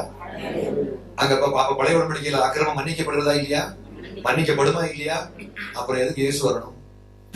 இந்த கேள்விக்கு அர்த்தம் நாம் நுட்பமாக புரிந்து கொள்ள வேண்டும். இனி நமக்கு போராட்டம் வரும் இந்துக்களோட கிடையாதுங்க. யூதர்கள் உங்க வீட்டு வாசலுக்கு வருவாங்க, இஸ்லாமியர்கள் உங்க வீட்டு வாசலுக்கு வர போறாங்க. நீங்க கொஞ்சம் பேர் நினைக்கிறீங்க அதுக்கு முன்னாடி உயிரை எடுத்து வாண்டவரே பையன் மாட்டிக்குவான். நீ கண்டிப்பா கற்றுக்கொண்டாக வேண்டும். பழைய ஏற்பாட்டுல போட்டிருக்கு, நீ பலியிட்டா பாவம் மன்னிக்கப்படும். அப்ப என்னதுக்கு இயேசு தேவை? இது எதுக்காக வேண்டி? கல்வி அறிவில்லாத உங்கள அநேக கல்வி அறிவற்றவர்கள் எனக்கு தெரியும். ஆனா ஏன் உங்கள்ட்ட சொல்ல தெரியுமா? நீ படிப்பெல்லாம் ரொம்ப தேவையில்லைப்பா. உனக்கு படிப்பே தேவை கிடையாது. அறிவும் குறைவுள்ளது. வேதாகம் சொல்றது அறிவும் எது குறைவற்றது? அன்பே குறைவற்றது. அன்பு அழியாதது. தீர்க்க தரிசனம் கூட ஒழிந்து போகும். அந்நிய பாஷை கூட ஒழிந்து போகும். அறிவு கூட ஒழிந்து போகும். பச்சை தண்ணியில 2 ஹைட்ரஜன் ஒரு ஆக்சிஜன் இருக்குன்னு தெரிஞ்சதுனால நீங்க பச்சை குடிக்கிறீங்க இல்லை. எங்க பாட்டிக்கு பால்ல லாக்டிக் ஆசிட் இருக்குன்னு தெரிஞ்சதுனால பால் குடிச்சாங்க இல்லை. உங்களுடைய மடியில படுத்திருக்கக்கூடிய குழந்தை பால் குடிக்கிறதுக்கு காரணம் அதுக்குள்ள புரதச்சத்து இருக்கிறதுனாலயா? அதுக்கு தெரியுமா? ஒண்ணுமே தெரியாது. அறிவல்ல இப்ப முக்கியம், அன்புதான் பிரதானமானது. அல்ல சொல்லலாமா? நம்ம ஆக்சுவலா அறிவுக்கெல்லாம் முக்கியத்துவம் கொடுக்கறது இல்லை. ரிசல்ட்டுக்கு கனிக்கு தான் முக்கியத்துவம் கொடுக்கிறோம். ரிசல்ட் என்ன? யூஸ் பண்ணா சரி ஆயிடும் அல்லது நம் நிறைவேறும். எந்த நோக்கத்துக்காக இதை வாங்குறோமோ அந்த நோக்கம் நிறைவேறும்னா அதை வாங்கிடுவோம். அதை பற்றி ஆராய்ச்சி எல்லாம் பண்ண மாட்டோம். நம்மளுடைய மொபைலுக்குள்ள எத்தனை சாஃப்ட்வேர் இருக்குது, உங்களுடைய வாட்சுக்குள்ள என்னென்ன கியர் ஆப்ரேட் ஒண்ணுமே நமக்கு தெரியாது. வாட்ச் பார்க்க மட்டும் தெரியும், மணி பார்க்க மட்டும் தெரியும். அப்ப என்ன பிரயோஜனம் மட்டும் தெரியும் தவிர உள்ளுக்கு இருக்கக்கூடிய நுட்பமான டீடைல்ஸ் எல்லாம் நமக்கு தெரியாம இருந்தாலும் ஏன் வாங்குறோம்? நமக்கு இப்ப முக்கியமானது அறிவு கிடையாது, முடிவு, ரிசல்ட் தான் நமக்கு இப்ப தேவை. நல்லது சொல்லலாமா? பச்சை தண்ணியில ஹைட்ரஜன் இருக்குதோ நைட்ரஜன் இருக்குதோ குடிச்சா தாகம் தீரும், அது நம்ம உடம்புக்கு நல்லது அப்படின்னு பெரியவாள்லாம் சொன்னா நாம அதை குடிக்கிறோம், சந்தோஷமா இருக்கிறோம். அதே மாதிரி இயேசுநாதரால என்ன பிரயோஜனம் என்பதை நாம் மற்றவர்களுக்கு சொல்ல கற்றுக்கொள்ள வேண்டும். அல்லேலூயா. இந்த மாதிரி ஒரு மரணத்தை கடவுள் ஏன் அனுமதிக்க வேண்டும்? பழைய ஏற்பாட்டுல பாவம் செவேர் இருந்தாலும் நான் அந்த பாவத்தை நான் மன்னிப்பேன் அப்படின்னு ஆண்டவர் சொல்றாரு. இப்ப இயேசு கிறிஸ்து எதுக்கு வந்தாரு? Coming to a very important point. எதுக்கு கிரைஸ்ட் தேவை? இது நீங்க புரிஞ்சுக்க வேண்டியது மட்டும் இல்லை, உங்க பசங்களுக்கு சொல்லிக் கொடுக்கணும். இப்ப ஒரு நாத்திக அலை ஒண்ணு உருவாகிட்டு இருக்குது around the world. Many people have started to confess that there is no God. If you understand. நான் பேசிட்டு எத்தனை பேருக்கு விளங்குது? ரொம்ப பேரு கடவுள் இல்லைங்கிற கொள்கையை பேச ஆரம்பிச்சிட்டாங்க. உங்ககிட்ட வந்து யாரும் கடவுள் இல்லை அப்படி சொல்ல மாட்டாங்க. அவன் மனசுக்குள்ள கடவுள் உண்டுங்கிற நம்பிக்கை இருந்து வெளியே வந்துட்டான் ஏற்கனவே. இவன் வந்ததுக்கு என்ன காரணம்னா, கடைசியா இவன் கிறிஸ்டியானிட்டியை ட்ரை பண்றான். கிறிஸ்தவன் எதுக்காக கிறிஸ்துவுக்குள்ள வந்தானோ அந்த நோக்கம் இவனுக்கு ஒரு சாதாரணமா தெரியுது. என்ன நோக்கம்? நான் வந்து நல்ல இடுப்பு வலி சுகமாகணும், நீண்ட ஆயுசோடு இருக்கணும், நான் என் பிள்ளைக்கு கல்யாணம் ஆகணும், பையனுக்கு வேலை கிடைக்கணும், இதுக்காக தான் நான் 4 மாவடிக்கு போனேன், சர்ச்சுக்கு போறேன்னு சொன்னாக்க அவன் பாப்பா எனக்கு அப்படின்னா அந்த இயேசு எனக்கு தேவை கிடையாது. Why should I consider worshiping God? That too, why should I consider Jesus as my God and Savior? எதுக்காக நான் கடவுளாக அவரை போட்டு தள்ளிட்டாங்க, இவரை ஏங்க நான் கடவுளாக கும்பிடணும்னு கேட்டாக்க அந்த இடத்துல வந்து பாவ பரிகாரமாக செத்தாருன்னு சொல்றோம் இல்லை. எதுக்காக அவர் செத்து பாவத்தை மன்னிக்கணும்? ஏன் நேரடியாவே பாவத்தை மன்னிச்சிருக்கேன்னு சொன்னா பறிக்க மாட்டாரா? எனக்கு ஏதோ ஒரு பொருள் வேணும்னா எப்படி ஒரு முஸ்லீம் இயேசு கிறிஸ்துடைய மரணத்தை நம்பாத முஸ்லீம் கேட்டு கடவுளை பெற்றுக் கொள்கிறானோ, ஏங்க நான் கேட்கிறேன், பெருமாளேன்னு சொன்னா பிராமணனுக்கு நீண்ட ஆயுசை கொடுக்குறாரு, இது பெருமாள் கொடுத்த ஆயுசா இல்ல அவன் தெரியாம வழிபடக்கூடிய இயேசு கொடுத்த ஆயுசான்னு கேட்டா எல்லாத்துக்கும் இயேசுதான் கொடுக்குறாரு. என் நன்மையான எந்த ஈவும் பூர்ணமான எந்த வரவும் பிசாசிடமிருந்து வருகிறதா? பரலோக ஜோதீஸ்வரனிடமிருந்து வருகிறது. கரங்களை உயர்த்தி சொல்லுங்க பார்க்கலாம். நீ கடவுள் இல்லைன்னு சொன்னாலும் உன் தலையில மழை விழுறதுக்கு காரணம் யார் விழுத? கர்த்தர் தான். ஒரு முடி கூட அவருடைய பர்மிஷன் இல்லாம உங்க தலையில இருந்து கீழே விழவில்லை. அல்லேலூயா. அப்படி நினைக்கிறீங்க, அவருடைய பர்மிஷன் தான் அவ்வளவு முடி போயிடுச்சான்னு கேட்டா எஸ். ஏன்? முடி விழுந்தா கூட எல்லாம் நன்மைக்கு எதுவாகவே நடக்கும். அல்லேலூயா. ஷாம்புடைய கண்டென்ட் குறைந்து விட்டது. அப்ப நீங்க அதை கூட நீங்க நன்மையாக்கலாம் சொல்லலாமா? அல்லேலூயா. ஒரு சிலருக்கு இங்க எல்லாம் முடி முளைக்கிறது இல்லை. நான் சொன்னேன், ஆறுதல் அடையுங்கள். ரேசருடைய கன்சம்ஷன் குறையும். உங்களுக்கு இந்த ரேசர் கன்சம்ஷன் குறையும். கொஞ்சம் லைட்டா அப்படியே பண்ணிட்டு போயிட்டேன். நான் எல்லாம் அப்படி ஃபுல்லா கேட்கணும். சைன் முடிச்சு அதை பாசிட்டிவ் எடுத்துக்கணும். எந்த விஷயத்தையும் பாசிட்டிவ் எடுத்துக்கணும். அல்லேலூயா. அல்லேலூயா. என் பொண்டாட்டி என்னோட ரொம்ப பல்கா இருக்க, நான் ஒல்லியா இருக்கணும், கவலைப்படாதே, நீ துவண்டு கீழே விழுந்து அவள் உன்னை தூக்கி சுமப்பா. உனக்கு விரதமாக இழப்பம் இருந்த ஆயுதமும் அவள் வாய்க்காமல் பாதுகாத்தவள். அண்ணே ரொம்ப தேங்க்ஸ். நான் பாயிண்ட் வரல. நான் லிசன் டு மீ. அற்புதத்தை காட்டி மக்களை மாற்ற முடியும். ராகாப்பு சல்மோனுக்கு கல்யாணம் பண்ணி வச்சு, ஏன் சல்மோன் ஏன் கல்யாணம் பண்ணா? அந்த அம்மா யூதத்தை ஏற்றுக்கொண்டார்கள். அவர் சொல்றாரு, சாத்ராக் மேஷாக் ஆபேத்நேகோ என்பவர்கள் கடவுளுக்கு ஸ்தோத்திரம்னு சொல்றாரு. அப்ப அதுக்கு பிறகு அவர் யாரை கும்பிட்டு இருப்பாரு நினைக்கிறீங்க? சாத்ராக் மேஷாக் ஆபேத்நேகோ என்பவர்கள் கடவுளை தான் கும்பிட்டு இருப்பாரு. அதே மாதிரி தானியேலுடைய ராஜாவுக்கு பேரு கிங் டாரியஸ், தரியு ராஜா. அந்த தரியு ராஜா அந்த நாட்டினுடைய எல்லையுடைய மக்களுக்கு சொல்றாரு, இனிமே சாத்ராக் மேஷாக் இந்த தானியேலுடைய கடவுளை தான் எல்லாரும் கும்பிடணும்னு கட்டாய மதமாற்று தடை சட்டம் விதிக்கிறார். அம்புட்டு பேர் மாறி இருப்பான், உயிருக்கு மேல ஆசை உள்ளவன் அம்புட்டு பேர் மாறி இருப்பான். ஆனா அப்படி மக்களை மதமாற்றம் செய்திருக்கலாமே. நேபுகாத்நேச்சார் சொல்றாரு, சாத்ராக் மேஷாக் ஆபேத்நேகோ என்பவர்கள் கடவுளுக்கு எதிராக எவனாவது ஒருத்தன் பேசுறான் அவனை போட்டு தள்ளுறா அப்படின்னு சொல்றாரு. வாசிங்களா தானியேல் 3ஆம் அதிகாரத்துல 29 வாசிங்க. எவ்வளவு பவர்ஃபுல்லான ஒரு கடவுள் பாருங்க. ஆதலால் சாத்ராக் மேஷாக் ஆபேத்நேகோ என்ப தேவனுக்கு விரோதமாக தூஷண வார்த்தையை சொல்லுகிற எந்த ஜனத்தானும் எந்த ஜாதியானும் எந்த பாஷைக்காரனும் துண்டித்து போடப்படுவான். அவன் வீடு எருக்களமாக்கப்படும். ஏங்க இங்க ஆன்டியா பேசுறதுக்கு ஒரு ஆளு கூட இல்லாம ஒரு நைட்டுக்குள்ள எல்லாரையும் ஆண்டவர் சந்திக்க முடியுமா? முடியாது. எல்லா நாத்திகர்களையும் ஒரு வரியா கொண்டு நிறுத்தக்கூடிய வலிமை நம் பரமாத்மாவை கொண்டு கரங்களை உயர்த்தி ஆண்டவருக்கு செலுத்துவோம். Why God doesn't do that? Salman கல்யாணம் பண்றாரு. அப்படியே ஆக்சுவலா என்ன சொல்ல போன, அந்த சாரா அந்த ராகாபனுடைய சந்ததியில தான் யார் வந்தது? ஜீசஸ் கிரைஸ்ட் வர்றார். மேத்யூ சாப்டர் 1ல தான் ஜீசஸுடைய ஜீனியாலஜி. அவங்க 2 பேருக்கும் பிறக்க குழந்தைதான் போவாஸ். போவாஸுக்கு கொண்டாடி பேர் என்ன? ரூத். ரூத் யாரு? மோவாபின். அங்க இருந்து ஏற்றுக்கொண்டு யூதத்தை ஏற்றுக்கொண்டு வர்றாங்க. அப்ப அவங்களுக்கு பிறக்கிற குழந்தைக்கு பேர் என்ன? ரூத்துக்கும் இருக்கும் ராகாப் இது போவாஸுக்கும் இருக்கிற குழந்தைக்கு பேர் என்ன? ஓபேத். ஓபேத்துக்கு பேரனுக்கு பேர் என்ன? அதான் ஓபேத்துடைய ஈசாயுடைய மகனுக்கு பேர் என்ன? தாவீது. தாவீதின் குமாரன் யாரு? அப்ப இயேசு கிறிஸ்துவுக்கு ஆயாவுக்கு பேர் என்ன? விபச்சாரம் செய்து கொண்டிருந்த கானானிய பெண்மணி. கடவுள் அப்படியெல்லாம் மக்களை கொண்டு வர முடியுமா? முடியாதா? ஒரு வய விடாம அம்பட்டு பேரையும் மாற்ற முடியும். ஆனால் that is not the actual plan of God as far as the death of Jesus is concerned. இயேசு கிறிஸ்துடைய மரணத்துடைய ஆக்சுவல் நோக்கம் மதமாற்றம் அல்ல. கர்த்தருக்கு அது லேசான காரியம். யாரெல்லாம் மாத்திருக்காரு நினைக்கிறீங்க? பழைய பாட்டு ஏங்க, ஒரு ஆளு குஷ்டரோகி கம்ப்ளீட்டா சுகம் ஆயிட்டாரு. அப்புறம் பழைய சிலையெல்லாம் தூக்கி தூர போட்டாரு. யாரு பேரு? நீங்கள் அதிகமாக முழிக்கிறீர்கள். இதுல எத்தனை பிரசங்கத்தை கேட்டிருக்கோம். குஷ்டரோகி சொஸ்தமாகி பழைய விக்கிரகத்தை எல்லாம் தூக்கி போட்டுக்கிட்டு அவன் உண்மையான கடவுளை வணங்க ஆரம்பிச்சா. யாரம்மா அவன் பேரு? என்னவான்?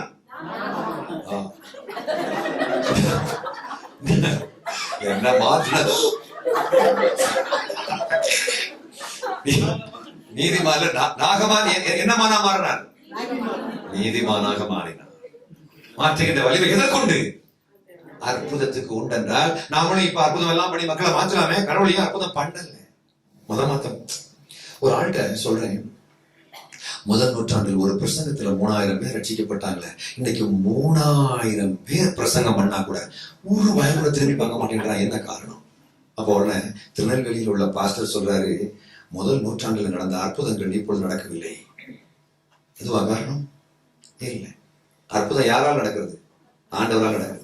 கடவுளுடைய நோக்கம் ஈனத்தனமான மதமாற்றம் கிடையாது. கடவுள் வேற ஒரு நோக்கத்தோட செத்தார். இந்த மண்ணுக்கு அவருடைய மகனை அனுப்பி வைத்து ஒரு கேவலமான, ஒரு அசிங்கமான, அப்படிப்பட்ட ஒரு துன்மார்க்கருடைய கையில ஒப்பு கொடுக்கப்பட்டு தோலை அழுகி போகிற மாதிரி அளவுக்கு அவமானப்பட்டு செத்தா தாங்க சாதிக்க முடியும் அப்படின்ற விஷயம். என்ன விஷயம் அப்படின்னா, வெறும் பாவ மன்னிப்பு கிடையாது. அப்படிப்பட்ட ஒரு ப்ராசஸ் வழியா இந்த பாவ மன்னிப்பை கடவுள் எதுக்கு கொண்டு வந்தாரு? The purpose is, வாசிக்கலாம் ரோமர் 5ஆம் அதிகாரம் 8வது வசனம்.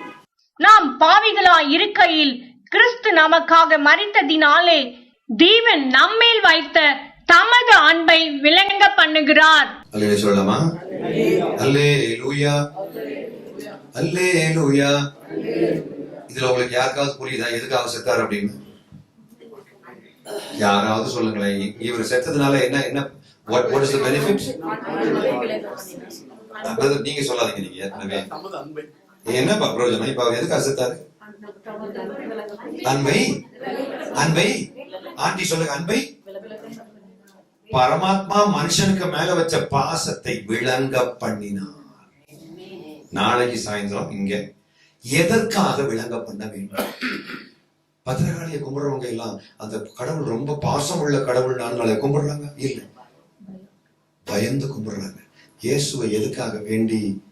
இயேசுக்கும் அதுக்கும் உள்ள வித்தியாசம் என்னங்கிறத நாம் தெளிவா கண்டுபிடிச்சிட்டோம்னா இந்துக்கள் யாரும் இந்துக்கள் இருக்க மாட்டாங்க, எல்லாம் உள்ள வந்துருவாங்க. என்ன ப்ராப்ளம்னா, இவர் இன்னத்துக்கு செத்தா இருக்கிற மேட்டரை நமக்கு தெரியாது. என்னை கண்டுபிடிக்கிறோம். நம்மேல் வைத்த பாசத்தை விளங்க பண்ணு. கடவுள் எப்பத்துல இருந்து மனுஷனை நேசிக்கிறாரு? சிலுவையில் அறையப்பட்ட நேரத்துல இருந்தா. எப்பத்துல இருந்து? ஆதி இல்லப்பா. கரெக்டான வார்த்தையை சொல்லுங்க. யார் அனாதின்னு சொன்னது? கரெக்டான வார்த்தை. கடவுள் எப்பத்துல நம்ம நேசிக்கிறாரு? அனாதி ஸ்நேகம் உடையவர். அனாதின்னா என்னது? அப்பா அம்மா இல்லாத பிள்ளைங்க தான் அனாதி. அது 100 பேர் ஆமா ஆடுறாங்க. அது அனாதை. அனாதினா ஆதிக்கும் முந்திய, ஆதிக்கும் முந்திய ஸ்நேகம் உடையவர். ஆனா அவர் அன்புள்ள இருக்கிற மேட்ரு எனக்கே தெரியாது, யாருக்கும் தெரியாது. ஏன்? அவர் செத்தா தான் ஓ இவ்வளவு பாசம் உள்ளவர்ன்றதை கண்டுபிடிக்க முடியும். ஆக்சுவலா நானும் என்னுடைய ஷீலாவும் இது டைவர்ஸ் பண்ணியிருக்க வேண்டியது. பொதுவா படிச்சவங்க சீக்கிரமா டைவர்ஸ் பண்ணிடுவாங்க, படிக்காதவங்க டைவர்ஸ் பண்ண மாட்டாங்க. அதான் படிப்பறிவு இல்லாமையின் மாண்பு. அதுதான் படிப்பறிவு இல்லாதவங்க டைவர்ஸ் பண்ணவே மாட்டாங்க. படிப்பறிவு உள்ளவங்க சீக்கிரமா சண்டை போட்டு பிரிஞ்சிருவாங்க. இதுக்கு என்ன காரணம் தெரியுமா? ஒரு மிகப்பெரிய காரணம் இருக்குது. தெரிந்து கொள்ள விரும்புபவர்கள் மட்டும் கை வைத்து நான் சொல்லுவேன். விரும்பல நான் சொல்ல மாட்டேன். விரும்பல நான் சொல்லல. எதுவுமே தெரிஞ்சுக்க விரும்புறேன். கை வைத்து பார்க்கலாம். விரும்பலையாப்பா? படிப்பறிவு உள்ளவங்க சீக்கிரமா டைவர்ஸ் பண்ணிடுவாங்க. படிப்பறிவு இல்லாதவங்க டைவர்ஸ் பண்ண மாட்டாங்க. காரணம் தெரியுமா?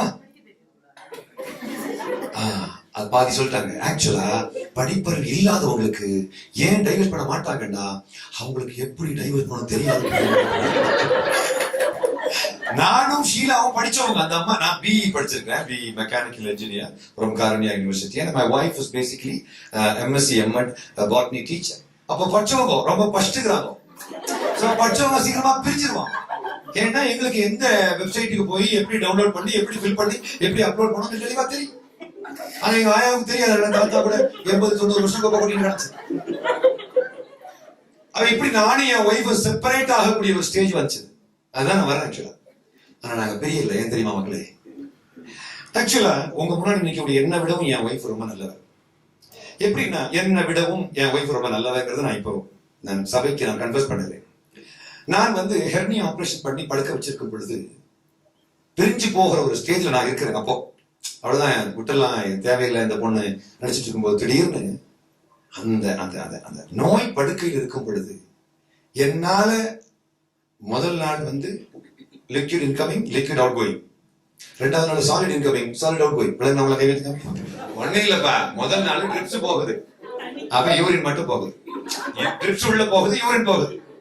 ரெண்டாவது நாளே இட்லி போகுது, எல்லோ கலர்ல பேக் சைட்ல போகுது. இப்ப போயிடுச்சு. போனதுக்கு பிறகு வாஷ் பண்ணணும். இந்த இடது கையை திருப்ப முடியாது. ஏன்னா இந்த ஆபரேஷன் பண்ண பயங்கரமா வலிக்குது. என் ஃப்ரண்ட்ல என் ஒய்ஃப் பார்த்துட்டு இருக்காங்க.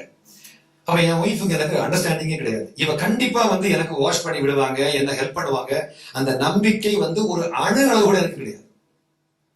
திடீர்னு எங்க அம்மா என்ன நினைச்சாங்களோ தெரியல, என்னுடைய உடம்ப வாஷ் பண்ணி விட்டாங்க. அதுக்கு பிறகுதான் நான் கண்டுபிடிச்சிட்டேன் இந்த பெண்மணிக்கு உள்ள இவ்வளோ பாசம் இருக்குதே அப்படின்னு. அன்று விளங்க பண்ணினார்கள். அதுக்கு பிறகு நானே தப்பு பண்ணா கூட நான் தான் எங்க அம்மா கிட்ட மன்னிப்பு கேட்கிறேன். காரணம் என்ன தெரியுமா? அவ ஓடனா கூட நான் தொடர்ந்து பிடிப்பேன். அந்த அம்மா என்னை விட்டு எங்கேயும் போக கூடாது. ஆக்சுவலா பெண்கள்கிட்ட உள்ள ப்ராப்ளம் என்னன்னா, ரொம்ப அன்புள்ளவங்களா இருப்பாங்க, பண்பாளர். ஆனா இந்த மூஞ்சிக்கு அது எப்படி விளக்கப்படணும் தெரியாது, இதை எப்படி புரிந்து கொள்ளப்பட செய்யவே தெரியாது. அதுக்கு பிறகு என் ஒய்ஃப் அன்னைக்கு எனக்கு செய்த உபகாரத்தினால அதுக்கு பிறகு என் ஒய்ஃப் எனக்கு ஒரு பெரிய பிரியமானவளாக மாறிவிட்டான். கல்யாணம் பண்றதோ குழந்தை பெறுதெல்லாம் சும்மா ஸ்பான்டேனியஸ். அதெல்லாம் ஒரு வருஷம் காத்திருந்தா குழந்தை பிறக்கும். That is different actually. அதெல்லாம் அந்த ஒரு இன்ஃபாக்சுவேஷன்ல அதெல்லாம் அங்க போயிடும். ஆனால் அது உணர்ச்சி சம்பந்தப்பட்டது, உணர்வு சம்பந்தப்பட்டது சொல்லக்கூடியது. நான் கஷ்டப்படும் போது என் மனைவி என் கூட நிற்கும். எங்க அப்பா நான் கஷ்டப்படும் போது என் கூட நின்று அன்புள்ளவர் என்பதை விளங்க பண்ணினார். இன்னைக்கு வந்தது எத்தனை இருக்கு பிரயோஜனமாக இருந்தது. கைவதிக்காம இன்னைக்கு ஆண்டவர் நமக்கு கர்த்தர் எவ்வளவு பாசம் உள்ளவர் என்பதை விளங்க பண்ணி இருக்கிறார்.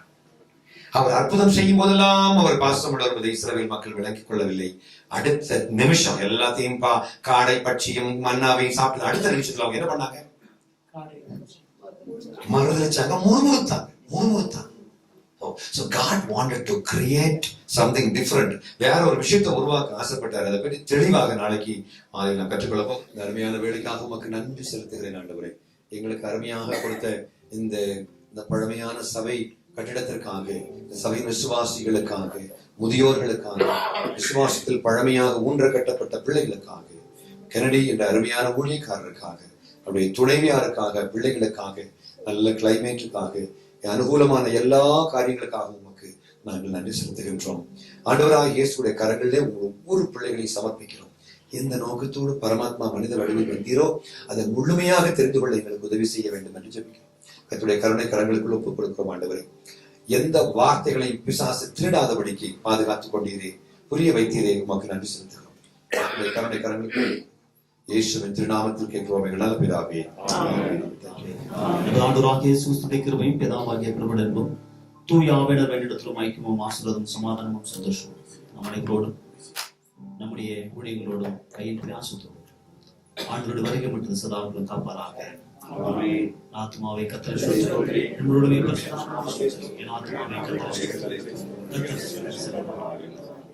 சுவாமி கிறிஸ்துவின் கிருபை சுவாமி